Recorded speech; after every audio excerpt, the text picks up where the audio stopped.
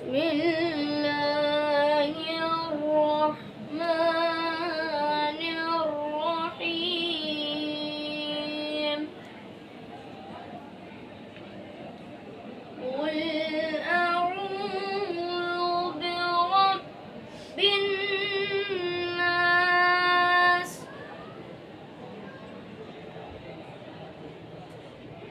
ملك الناس إله الناس من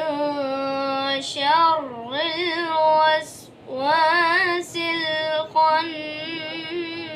الخناس الذي يوسوس في صدور الناس من الجنة والناس